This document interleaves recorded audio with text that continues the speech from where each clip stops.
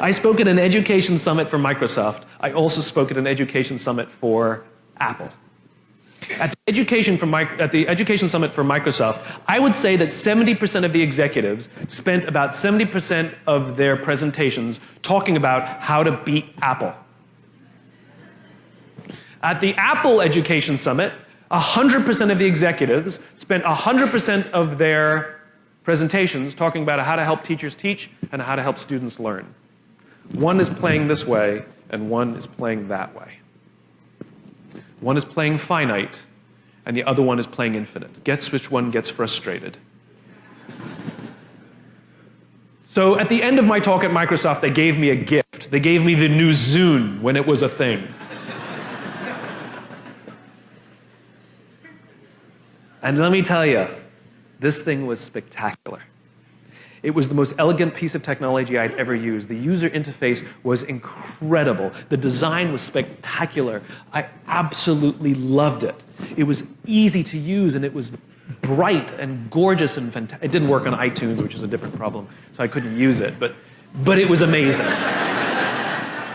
And elegant. My God, it was elegant. So I'm sitting in the back of a taxi with a very senior Apple executive, sort of employee number 12 kind of guy. And, you know, I like to stir pots. So I turned to him, I said, you know, Microsoft gave me their new Zune. And it is so much better than your iPod Touch. And he turned to me and he said, I have no doubt. Conversation over.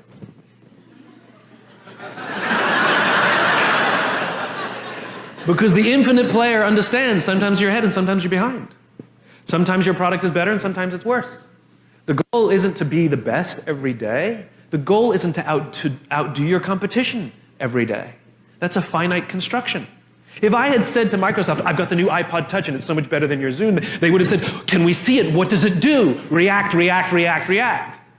Finite players play to beat the people around them. Infinite players play to be better than themselves.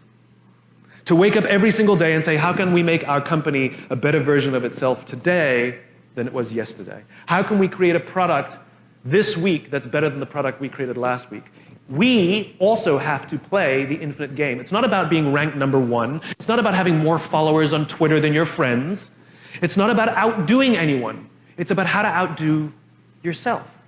It's not about selling more books or getting more TED views than somebody else. It's about how to make sure that the work that you're producing is better than the work you produced before.